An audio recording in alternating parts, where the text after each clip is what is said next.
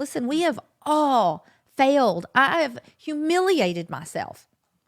We all have. Yeah. I mean, I've done things that I'm not proud of, that, oh my gosh, I'm embarrassed about. Well, I can just continue to live in that, or I can get up and make a decision to go, okay, well, that was horrible, or that was humiliating, or that was, but you know what? We have to make a decision to do hard things, to get out of our comfort zone and to be brave. And when we make that decision, Melissa, it changes our life.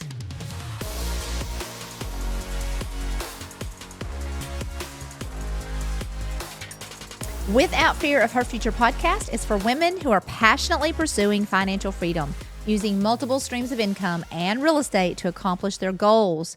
We're here to empower you to be brave, dream big, and design a life you love. I'm your co-host, Tresa Todd, founder of the Women's Real Estate Investors Network and author of the book, Without Fear of Her Future. And I'm Melissa Baker, a real estate investor and fitness coach specializing in turning properties from drab to fab. I'm here to help motivate and inspire you to build your dream life because, girl, you deserve it. On this week's episode of Without Fear of Her Future, we're taking a transformative journey into the power of personal choice and decision-making. We'll explore inspiring stories of resilience, learn from the legends who overcame adversity, and discuss how you too can unlock your potential by deciding to rise above challenges. Buckle up and join us as we delve into the empowering truth that you are what you decide. So, Tresa, I want to begin this starting off with you. I know that you at some point had kind of an empowering revelation that you received early on this year. Can we start there? We can. And I would love to give the person credit because I did not come up with this. I literally saw it on a post, and I don't know if there was a name there, but I don't remember what it was. But I'm just saying I didn't come up with this, but I read it. It was literally either on a post on Insta or Facebook. And it just leapt in me. And it literally was, you are not what you feel. You are what you decide. And I just remember, and I couldn't quit talking about it. If you were hanging out with me, when I got that last year, I still, here it is a year later, and I cannot stop thinking about it because it's so true. And so many of us live our entire lives based on how we feel. I don't feel smart enough. I don't feel strong enough. I don't feel like doing that. I don't feel like I would be good at that. And so we make excuses for why we're broke or why we're unhappy or why we're overweight or all of these things, but we're really just a decision away from anything that we want. Because instead of just, it doesn't matter how we feel, it's what we decide. I can decide to have joy instead of feeling yucky. I can decide to create wealth instead of being broke. I can decide all the things. I mean, we can make choices to change our life. We can make a decision to forgive, to let go of anger or resentment, to let go of a failure. Maybe that's like haunting us from our past. We can make a decision to get healthy, to work out, to eat healthy, to leave a legacy, to learn something new. And so to put that into practice, Melissa, I don't know about you, and I'd love to hear your thoughts on this, but for most of my life, I was not aware of how I felt. You wake up some days and you're maybe in a funk or you go through but I was just there. I was just lived in however I felt. And somewhere along the way in this whole world of entrepreneurism, my mindset started changing and I began to be aware. So now when I wake up and I don't feel good, and I'm not talking about, I don't feel good physically. I'm talking about just a funk, or I'm not feeling joy. I'm feeling a little anxiety, or anything.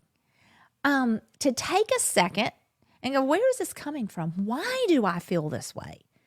Did my feelings get hurt? Am I disappointed about something? Am I angry? Why am I feeling this? And I think there is just doing that little thing alone, because sometimes you can't pinpoint it, really. But I would say that most of the time you can. And the minute that you pinpoint it, well, then you can decide, well, okay, this is silly. Okay, maybe I am disappointed, or maybe I did get my feelings hurt, but let's make a decision to get past that, or to forgive, or to let go, or maybe have a hard conversation with the person who hurt, whatever it is. And so what about you? Do you? Well, I totally agree with you, because there's, especially in our adult life, I think we learned this pretty early on. There's a whole lot of things that we don't feel like doing that we have to do. Yeah. Even as an adolescent, there's things that you don't feel like doing, and you don't always get the choice because mom and dad say so. But as we get into our adult lives and we're making our own decisions, to have the success in any area of our life, in our relationships, in our friendships, in our personal growth, in our business, in our job, in our faith, you have to make the decision to do the hard things. And nobody ever really feels like doing the hard things. But if you want to move forward, you have to be able to make those hard choices and decisions and do things that you don't feel like doing. Absolutely. Right, to move forward. So can we dive a little deeper into how those decisions are kind of the first step of overcoming personal obstacles like anger or resentment or failure? Yeah. Yeah. Again, I think first thing is you recognize it. That's huge. And then making a decision that, well, I can be angry. I mean, people that are angry their whole life, or maybe they're angry for years and years because they just don't let go of that anger. Forgive. Is it worth it? It's killing you. It's killing your other relationships. Let it go. There's nothing worth holding on. There's no amount of hurt or anger, resentment that's worth holding on to, or even failure. Listen, we have all failed. I have humiliated myself. We all have. Yeah. I mean, I've done things that I'm not proud of, that, my gosh, I'm embarrassed about. Well, I can just continue to live in that, or I can get up and make a decision to go, okay, well, that was horrible, or that was humiliating, but you know what? Today is a new day, and I am going to try again. I'm going to, we say this all the time in the Women's Real Estate Investors Network, the two things: you can do hard things and you can do brave things. Yes. And when we begin to adopt that mindset, because I will tell you, most of, especially Americans, I'm just going to talk about that. We kind of want an easy life. We expect an easy life. We just want everything to come natural and easy, and me included. I mean, we don't even, I don't want to be hot. I don't want to be uncomfortable. These shoes hurt my feet. Just the silliest things, but then when it comes to real life things, whether it's, working out a relationship or in our businesses, we have to learn we have to make a decision to do hard things, to get out of our comfort zone and to be brave. And when we make that decision, Melissa, it changes our life. We begin to have confidence. We begin to create wealth. We begin to have better friendships and relationships. I mean, it's life-changing in every aspect of our life. It is. And I know you've got a couple of stories that you want to share that are some great examples of exactly what you're talking about. So I'd like for you to just go into those, if you would. Well, one story that I have clinged to for the longest time is I used to have a pastor who was also just he and his wife were both just very, very good friends. And when he was in college, he had been a wrestler. And I was going through a horrible situation, just a heartbreaking situation for me. And I remember just going to them and just telling them. And I couldn't even pray. I was just devastated. And I couldn't get past it. Now, I've always been I'm a woman of faith, and I can trudge through anything, and I'm just going to trust the Lord. But this thing knocked me off of my feet. And I literally, I remember I didn't like myself because I couldn't get back on my feet really quickly. I'm like, I want to get on my feet really quickly. And he shared this story with me, again, because he had been a wrestler. He said, Tresa, sometimes it's like when I was wrestling, if you ever get knocked down, there is a 10-second count. You've heard the referees, 10, 9, 8. And he said, you've been knocked down. And he said, you are laying flat out. And he said, you have a 10-second countdown. And he said, just, what that 10 seconds is for is when somebody's taken a hard hit instead of just they're out right then, they have a chance to come back. And you can lie there and you can get your strength back and you can get your breathing back. And then all you have to do is before he gets to 1, you have to stand to your feet and get back up and get back in the fight. And he said, so that's where you are. He said, I don't know if you're at 9 or 8 or 7. He said, but just lay there for a minute and get your breath, get your strength back. And he said, just know that you are going to get back up. Make that decision that you're going to get back up. You're not going to be out for the count. And I remember thinking, well, how will I know? How will I know? And he's like, you'll know. Well, that gave me so much peace that I was like, okay, I can just rest in being down for a little bit. But at the same time, I had the mindset, I'm not staying down, but I can be. And so many more times, I was probably in my 20s when that happened. And so many other times in my life, because we're all going to be knocked down at times, things that just come at us that we weren't expecting. We're devastated. We're hurt. But it's a decision to go, okay, I'm not out for the count, but I am just going to lie here and get my breath and, get my strength up and think about what is going to be my first punch when I get back on my feet. And so that's just kind of a story that I don't know why I think about that whenever I think about you're not how you feel, you're what you decide, because I was feeling devastated, but I was making a decision that I wasn't going to stay in that position. That was probably the first point in which you were aware of the fact that you had a choice in acting, choosing to stay in the feelings or actually getting up. And clearly you got up and you fought back, because here you are today. And, you've had a lot of success since then. But I think there's a huge lesson in that, because a lot of people get knocked down and it takes them a really long time to get back up if they do. Yeah. And it's a decision. If you're listening and you're down, you've been knocked out, maybe you just got knocked down and you do need to take that little 10-second breather. But if you know your 10 seconds is up, girl, get up. Get up and start the fight, because God's got plans for you. There's so much more ahead of you. So people have overcome some of the most unbelievable odds in life, horrific trauma and loss, and come back from the brink. I think that you and I can both relate to that. It's not a secret that I'm divorced and remarried, and I know my divorce was probably one of the biggest hits in life. Wasn't something I was expecting, where I had to get up and I had a choice. And I used to make a joke. That's when I started working out. I was always athletic and into training, but I hadn't become a trainer at the point. And I joke that, when I was going through my divorce, it was very emotional. It was a very, very hard time.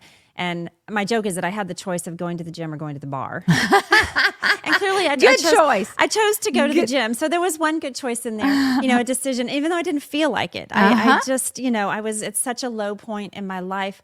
But, it did make me feel better. And that choice to go to the gym and to be healthy, it changed my life, because that led to the opportunity to become a personal trainer, which I was a trainer for over 15 years. Yeah. So you see how the decisions of those points in your life, they're turning points, that. And when you just decide, and I didn't know about the big decision I was making at the time. It was just a little decision. I just knew that I needed to do something that I could feel good about. That's so much power. There's so much power in that. And I want our listeners to hear that. Sometimes it's just a small decision. Get out of bed. Make the bed. Whatever, just taking one step at a time to do something positive, attend the conference or, get out of your house or whatever that thing is, wherever you're struggling, take the next step. Right. Every successful person that, is successful today, it started with a decision. Yes. And it wasn't necessarily to do what they felt like doing. You are so right. Most all of us, I don't care who we are, we start afraid. We start without all the that we need to know. But successful people at least start. Right. Where some people, that's really what separates the successful from the unsuccessful. They never start. They may talk about it. Some people don't even think about it or talk about it. Some get to the point they're talking about it, but they never actually take that first step. And so that's what we want to encourage today is make that first step. Do it afraid. It doesn't have to look good. I think back, my story when I started real estate. Oh my gosh. And I just started having those conversations. It took me 57 conversations before I got that very first deal. And I was doing it afraid for sure. Right. I was doing it with very little knowledge. But you just kept going. I was learning as I go, and you get better and better and better as you go. And then look what happened. Not only did I find success, but that led me to starting the Women's Real Estate Investors Network. I remember starting that. Right. And so not ready. I would have never been ready. We're never going to wake up ready and go, oh, today's the day. I know all the things. Today I'm not afraid. Whatever we do, we're going to have to do it afraid and not ready. You're right. But isn't it beautiful how God connects the dots for us? Because you've always said that your passion and your gifting is in teaching. And for the longest time, that was teaching in church. That was preaching and teaching Bible studies. And God just took that and turned it. And yes, he was definitely using you in the church for sure. But now you get to teach and preach to women who maybe they're not in church. Maybe they haven't heard the good news. They don't know, so those things that you struggled through as far as making those decisions to start your real estate, the things you didn't feel like, I can't imagine knocking on 57 doors and getting no's. Like that would be so discouraging. And I think, wow, just for you to keep going until you got that first deal, but you made the choice, even though you didn't feel like, I know you didn't feel like standing on every one of those doorsteps. No, I did not. And I hope that women who are just getting started in their real estate investing journey are listening to this, because there's a lot of things that you have to do in the beginning. And there's a lot of things as you go along. There's always things you don't feel like doing. But if you want to grow, if you want to move forward, if you want what's next, God has such big things for us. But we let our feelings determine where we go. I agree. People look at us and our journey and they think, well, it was just always easy for them. But they don't know. I've been right where they are. Mm-hmm. I'm scared to death, not knowing all the things but we have to practice resilience. Again, I can't say it enough. Do the hard things. Make a decision to go back out there, even though you've got. So we have to shift our perspective and become adaptable and creative and decide to stay in the game whenever we don't feel like it, but make a decision. That was the thing. As I made a decision, I had walked away from my job. I walked away from everything. So sometimes I think that's that. I didn't have a choice. It was, you got to keep going, girl, until you make it. But I remember being right where I know some of our listeners, I cried. I wanted to give up. It was hard.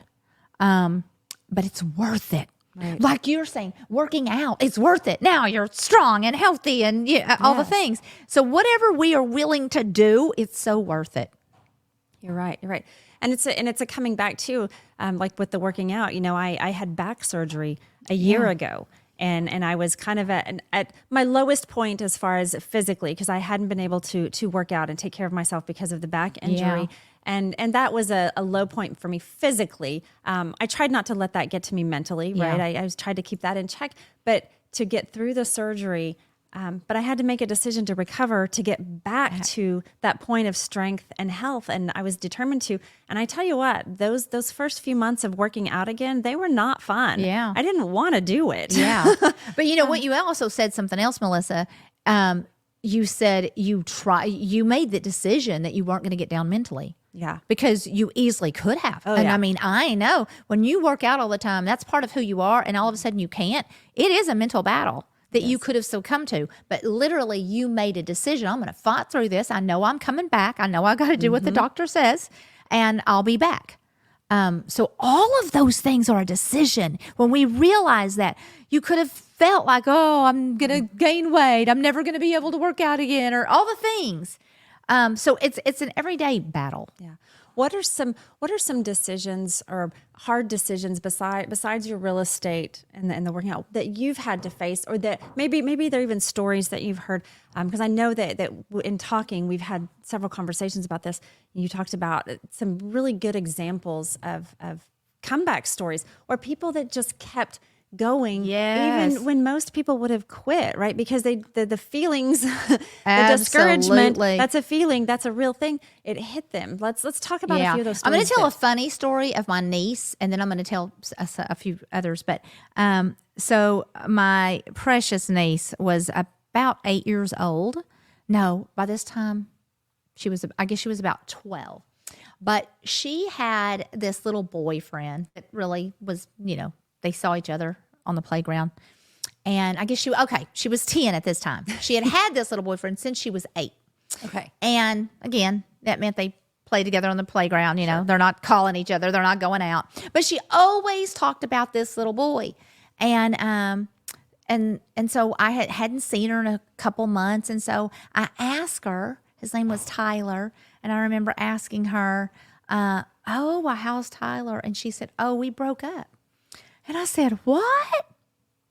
I mean, he's been your boyfriend for 2 years. And she said, yeah. I said, well, are you heartbroken? She goes, well, I cried, but I got over it.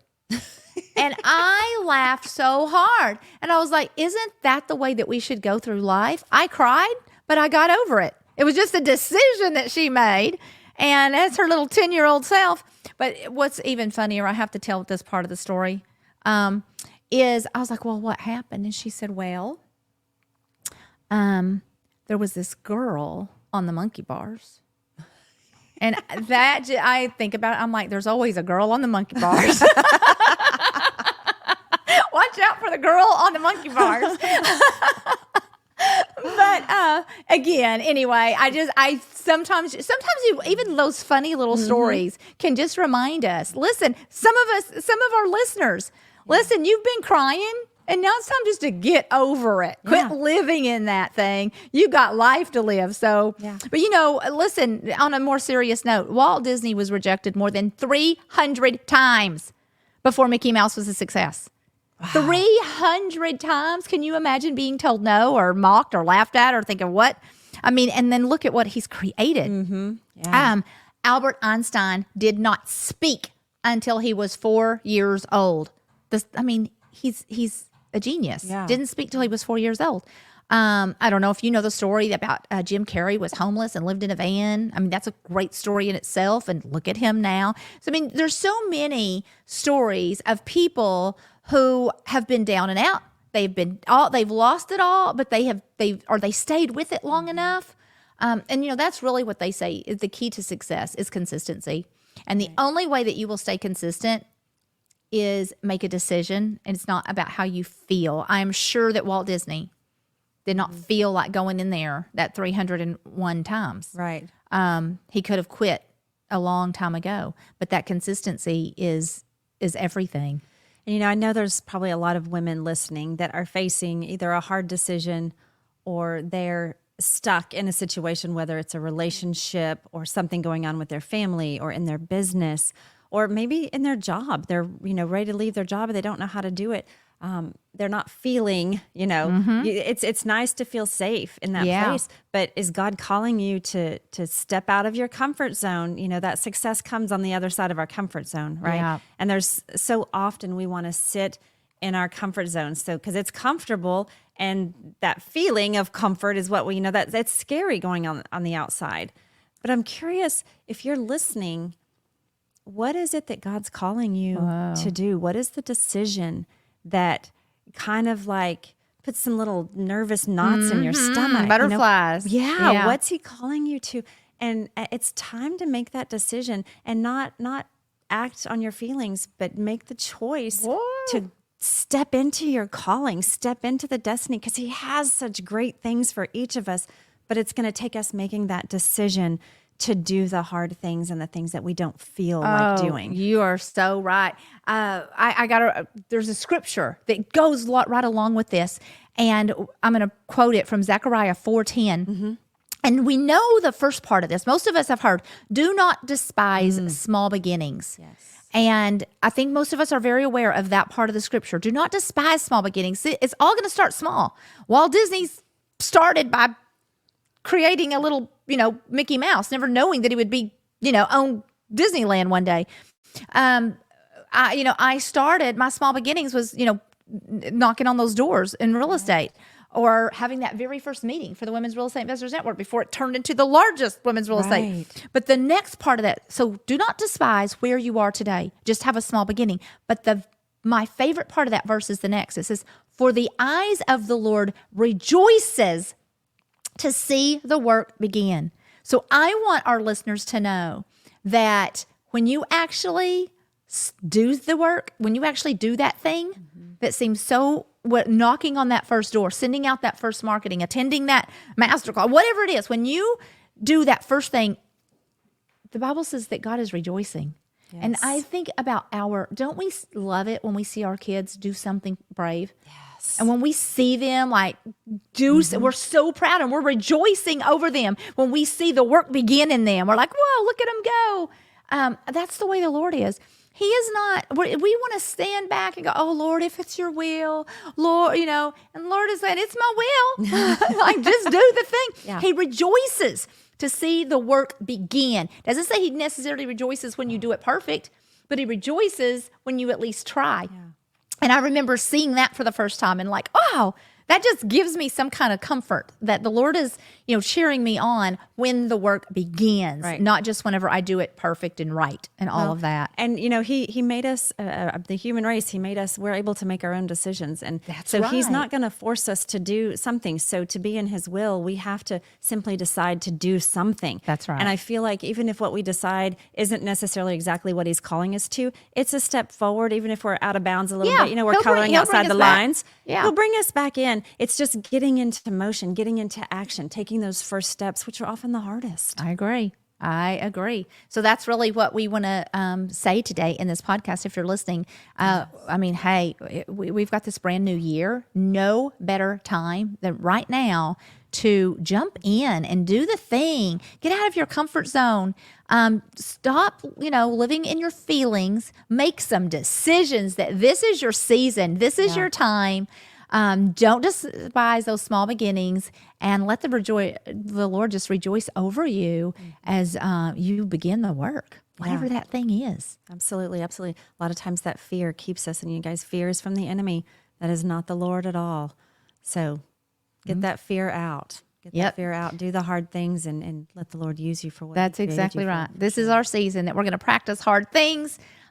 Be brave, and let's just see what happens over the next year. Yeah. I've been saying my slogan for this year is expecting more in 2024. I love that. Expecting more in 2024. Ladies, let's just start repeating that as we move into a new year and get started with new. I think this is a great time as we are reflecting on the year that just passed. We're into a new year.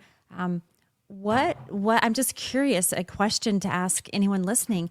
What is that one thing that you've put off? What is the one thing you really don't feel like doing? What is the one thing? I had a mentor once who said, what is the one thing that by doing it, all other things become easier or better, right? What's that thing? Put that on your list, get it, attack it at the beginning of the year. You hit that, you can do anything. Yes.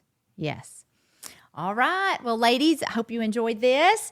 Subscribe now to the Without Fear of Her Future podcast for new episode alerts.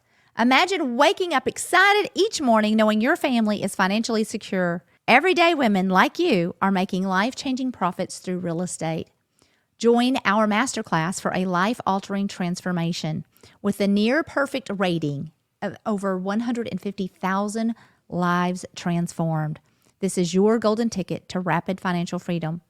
Dare to dream bigger, seize control of your future. So click that link in the episode description to register for the next masterclass now. Thank you so much for joining us today. On behalf of the Women's Real Estate Investors Network and Tresa Todd, I'm Melissa Baker, encouraging you to be brave and dream big.